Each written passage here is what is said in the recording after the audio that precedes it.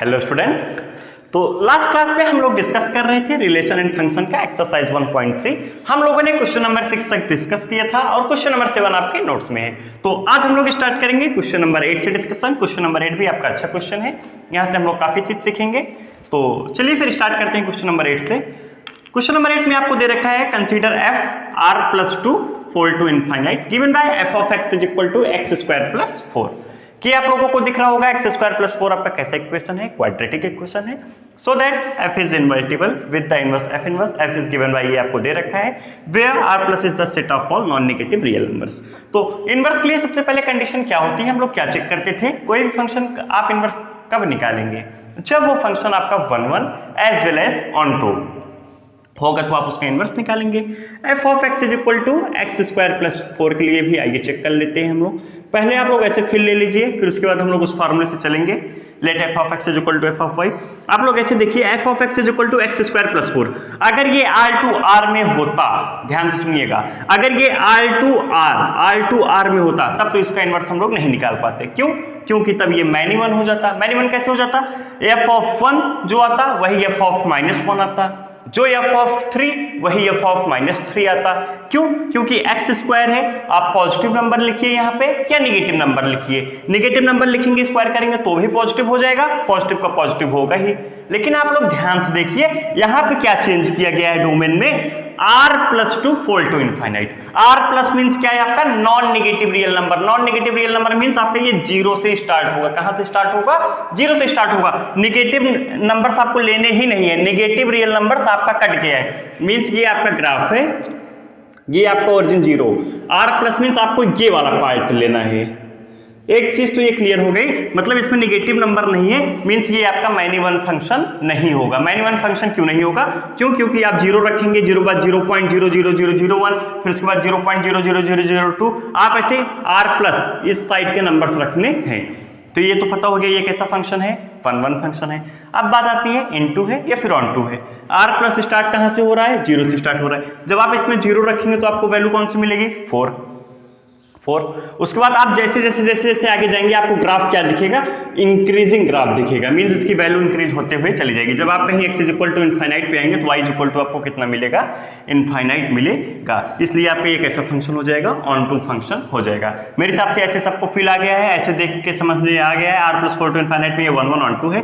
बाकी चलिए हम लोग चेक कर लेते हैं। Let f of x is equal to f of y। f of x आपका है x² + 4, f of y कितना हो जाएगा? y² + 4। तो 4 से 4 निपट जाएगा आपका, ये क्या हो जाएगा? x² = y²। अब यहां से कई लोग लिखेंगे x = ±y, लेकिन आप ध्यान से देखिए कहां से कहां तक है, r+ से लेके 4 to इनफाइनाइट है, तो हम लोग क्या लिखेंगे? x = y। मीन्स ये आपका कैसा फंक्शन हो गया? 1 1। ये आपका कैसा फंक्शन हो गया? 1 1। मेरे हिसाब से सबको फील आ रहा होगा। जिनको फिर भी नहीं समझ में आ रहा है आप लोग कमेंट बॉक्स में पूछिएगा, मैं एक्सप्लेन करूंगा। चलिए अब हम लोग उसके बाद क्या करते थे, आप इसको लिखिए y = x² + 4। अब आप यहां से क्या करेंगे? x की वैल्यू निकालेंगे, तो x² = y - 4 and in next step x = √y - 4। आपका ये तो बनेगा x = √y - 4। ये आपका क्या है? x, और इसी को हम लोग क्या बोलते हैं? g of y। g of y आपका यही है, f of x ये है। अब हम लोग क्या निकालेंगे? फॉग और गॉफ। फॉग और Gauff, f of g of y, f of g of y। जब आप g of y आपका क्या है? √y - 4। जब आप √y - 4 यहां रखेंगे आपको कितना मिल जाएगा? y। जब आप लोग निकाल लीजिएगा इसको, g of f of x, g of f of x। अब y की जगह क्या आ गया है? f of x। f of x कितना है? x² + 4, means g of x² + 4 पूछा गया है, तो यहां से कितना आ जाएगा? x। g of f of x कितना आ गया? x। f of g of y कितना आ गया? y। हम लोग एक कंडीशन पढ़े थे, अगर आपका कोई भी फंक्शन x to y, अगर उसका दूसरा फंक्शन अगर एग्जिस्ट कर रहा है y to x, जहां पे गॉफ आपका ix और f of g fog means आपका क्या? iy, तो हम लोग क्या बोलते थे? g फंक्शन को इनवर्स बोलते थे। क्या इसका इनवर्स यही हो जाएगा? √y - 4 या फिर इनवर्स y,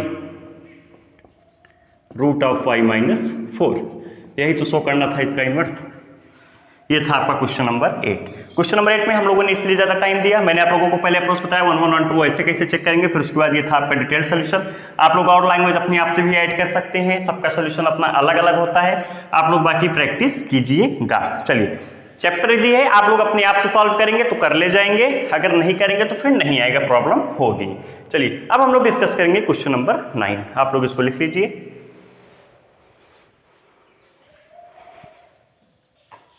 देखिए क्वेश्चन नंबर 9, क्वेश्चन नंबर 8 अभी हम लोगों ने जैसे किया सिमिलर, उसका second copy question number 9 same वैसे है। पढ़िए आप लोग क्वेश्चन, कंसीडर f, फिर से वही r+2 -5 टू इनफाइनाइट। अच्छा अब कितने लोग सोच पा रहे हैं ये r+2 -5 टू इनफाइनाइट क्यों दे रखा है, r ये क्यों नहीं दिया है, आप लोग ये सोचिएगा फिर से एक बार। Given by f of x is equal to this in multiple with f inverse y। चलिए इनवर्स हम लोग कब निकालते थे, आप लोग अब कंडीशन बोलना स्टार्ट कीजिए, आप लोग बोलते रहिए। इनवर्स हम लोग कब निकाल पाएंगे किसी फंक्शन का, जब वो 1 1 एज वेल एज ऑन 2 होगा। f of x is equal to 9x² + 6x - 5। नहीं तो अगर आप लोग वैसे सोचिए, अगर ये R2R में होता, R2R, तो आपका ये क्वाड्रेटिक इक्वेशन है, क्वाड्रेटिक इक्वेशन आपका ये कैसा होगा, अपवर्ड पैराबोल होगा, समथिंग दिस होता। जब आप x एक्सिस के पैरेलल लाइन खींचते तो ये आपको ग्राफ को कितनी जगह कट कर रहा है, 2 पॉइंट्स पे कट कर रहा है, तो ये आपका कैसा फंक्शन हो जाता, मैन्युअल हो जाता। इसलिए हम लोग इसको 1 1 करने के लिए जो डिफाइन करते हैं वो r+2 डिफाइन करते हैं।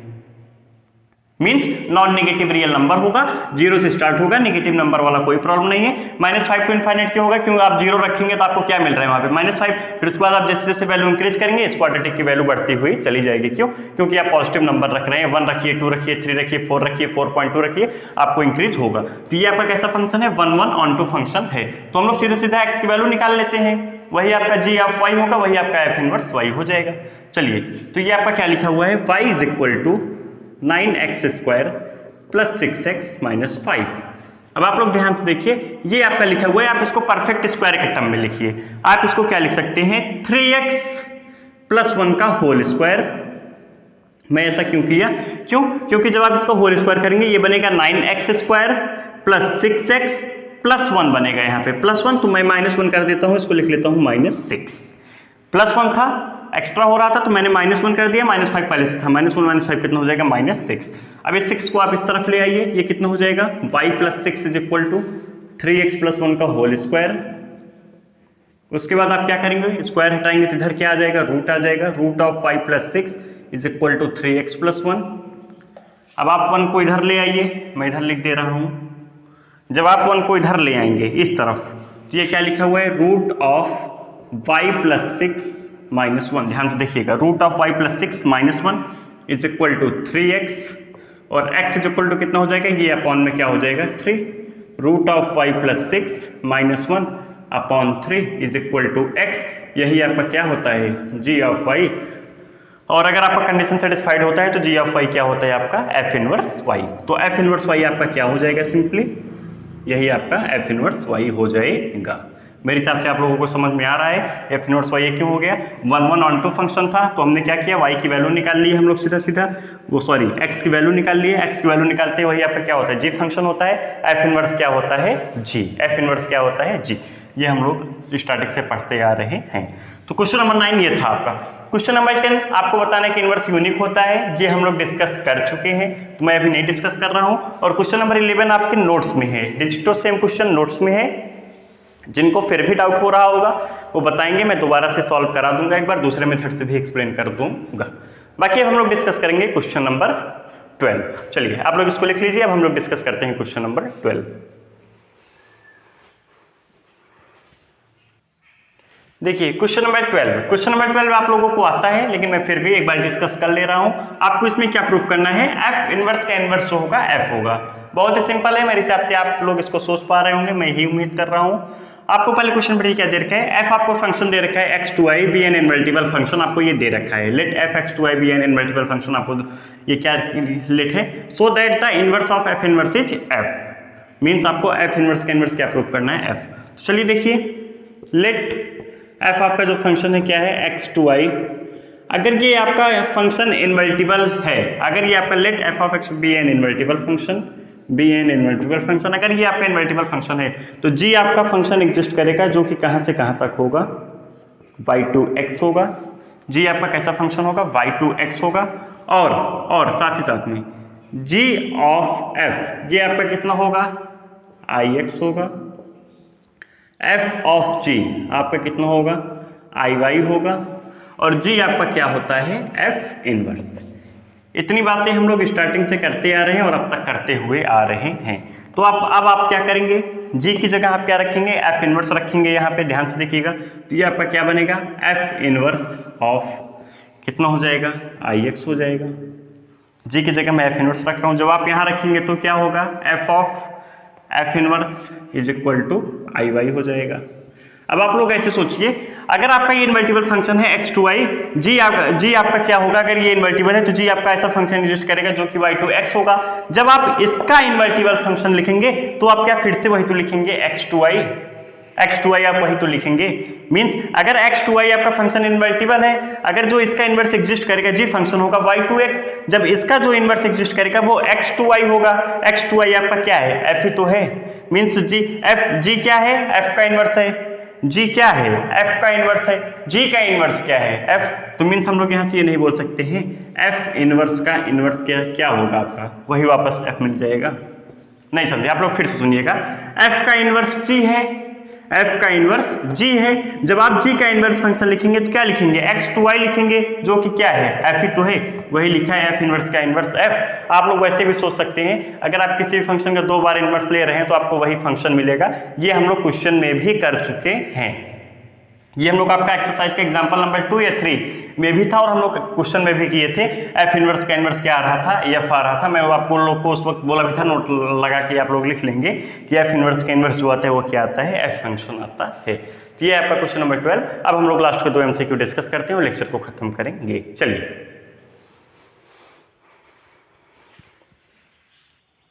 लास्ट के 2 MCQ बचे हुए अपने, क्वेश्चन नंबर 13 और क्वेश्चन नंबर 14। हम लोग इसको डिस्कस करते हैं, फिर लेक्चर को खत्म करते हैं। आपको 13 में क्या दे रखा है, f R2 be given by f of x is equal to 3 - x cube का cube root, then f of x is. Means आपसे क्या पूछा हुआ है, आप इसको लिखिए पहले। ऑफ x का मतलब क्या है इसका, ये आपसे क्या पूछना चाह रहा है, f of x, f of x। और आपको f ऑफ x कितना दे रखा है, ध्यान से देखिए, 3 - x cube whole power 1/3। f of x। अब आप x को किससे रिप्लेस कर रहे हैं, f ऑफ x से। f ऑफ x कितना हो जाएगा, अरे भाई जहां जहां x है वहां वहां f ऑफ x रख दीजिए आप। 3 - x की जगह क्या रखेंगे, f ऑफ x, लेकिन इसका क्या था, होल क्यूब था, इसका होल क्यूब कर लीजिए, इसका 1/3। f ऑफ x, फिर से वही बात, f ऑफ x आपका कितना है, 3 - x क्यूब का क्यूब रूट है f of x।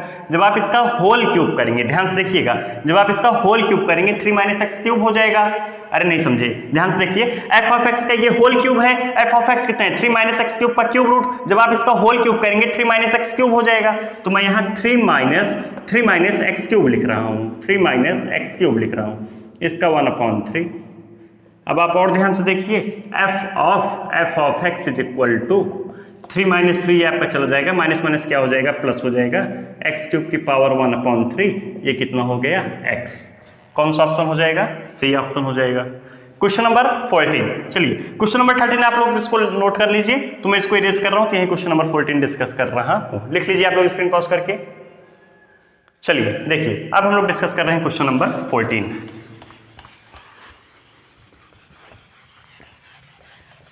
Question number 14 में आपको क्या बताना है, इनवर्स निकालना है, जो कि हम लोग स्टार्टिंग से करते हुए आ रहे हैं, आप लोग निकाल सकते हैं, लेकिन मैं फिर भी एक बार सॉल्व कर दे रहा हूं। क्वेश्चन नंबर 14, हो सकता है कुछ लोगों को प्रॉब्लम हुई हो 14 में। वैसे क्वेश्चन इजी है, अब तक जैसे हम लोग क्वेश्चन करते आ रहे हैं वैसे ही है, कोई रॉकेट साइंस नहीं है। देखिए क्वेश्चन नंबर 14, आपको क्या दे रखा है, फंक्शन दे रखा है f of x is equal to 4x/3x + 4, और आपसे क्या पूछा हुआ है, इनवर्स पूछा हुआ है। f ऑफ x आपको कितना दे रखा है, 4x/3x + 4, सॉरी 4x/3x + 4। आप लोग यहाँ पे देखिए, डिनोमिनेटर आपका जीरो नहीं हो सकता है। अगर डिनोमिनेटर जीरो हो जाएगा तो क्या हो जाएगा, इनफाइनाइट। मीन्स ये आपका जीरो नहीं हो सकता है, x आपका -4/3 नहीं होगा। वही दे रखा है f आपका r माइनस माइनस 4/3 2r। ये मेरे हिसाब से सब लोग को ये डोमेन समझ में आ रहा होगा क्यों दे रखा है r माइनस माइनस 4/3, क्यों? क्योंकि माइनस 4/3 पे डिनोमिनेटर 0 हो जाएगा और डिनोमिनेटर 0 हो जाएगा तो फंक्शन अपना क्या हो जाएगा, अनडिफाइन हो जाएगा। तो अब हमको क्या निकालना है, इसका इनवर्स निकालना है। तो ये फंक्शन आपका क्या होगा, 1 1 on 2 होगा। तो हम लोग सीधे सीधे x की वैल्यू निकाल लेते हैं, y is equal to, sorry बार बार मैं 3x को लिख रहा हूँ, 4x अपॉन 3x प्लस 4। आप यहाँ से x की वैल्यू निकाल लीजिए, वही आपका g ऑफ y होता है और वही आपका f इनवर्स होता है। चलिए अब आप इसको क्रॉस मल्टीप्लाई कीजिए, क्या हो जाएगा 3xy plus 4y is equal to 4x। 4x को आप इधर ले आइए, 3xy minus 4x plus 4y is equal to 0। इन दोनों में से अब आप क्या करेंगे, x कॉमन ले लीजिए, तो क्या हो गया ये 3y minus 4 plus 4y is equal to 0। x is equal to, sorry x 3y minus 4 is equal to minus 4y। x is equal to minus 4y upon 3y minus 4। ये आपका क्या होता है, g ऑफ y, और यही आपका क्या होता है, f इनवर्स होता है। अब आप ऑप्शन चेक कर लीजिए, minus 4y upon 3y minus 4 किस में आ रहा है, माइनस 4y, सॉरी इसको आप एक बार माइनस कॉमन ले लीजिए, एक बार माइनस कॉमन ले लीजिए तो क्या हो जाएगा, ये 4y upon 4 minus 3y, 4y upon 4 minus 3y, option number B. आप बाकी ऑप्शन चेक करेंगे आपको डिफरेंट मिलेगा। मैंने कुछ नहीं किया है, माइनस नीचे से भी कॉमन लिया है, माइनस ऊपर था, माइनस माइनस क्या हो जाएगा plus 4y upon 4 minus 3y, तो ये आपका हो जाएगा ऑप्शन नंबर बी। ये था आपका क्वेश्चन नंबर 14। तो एक्सरसाइज 1.3 आपका यहीं पे कंप्लीट होता है। फंक्शन का एक्सरसाइज 1.3 आपका कंप्लीट हो चुका है। आप लोग क्वेश्चन लगाते रहिए, बाकी आप लोगों को अगर फिर भी डाउट आ रहा है तो आप कमेंट बॉक्स में पूछिए। अगर आपको बाकी चैप्टर्स में भी डाउट आ रहा है, आप कहीं पे सॉल्व कर रहे हैं, स्ट्रेट लाइन सॉल्व कर रहे हैं, parabola, ellipse, hyperbola, continuity, AOT, आप कहीं पे भी सॉल्व कर रहे हैं, डिफरेंशियल इक्वेशन, वेक्टर थ्योरी, आप कमेंट बॉक्स में पूछिए आप हमसे। आप ये तो एनसीईआरटी एक्सरसाइज मेंशन कर दीजिए, क्वेश्चन नंबर मेंशन कर दीजिए, मैं आप लोगों की हेल्प करूंगा। बाकी आप लोग क्वेश्चन लगाते रहिए। चलिए फिर मिलते हैं नेक्स्ट क्लास में। Okay, thank you class.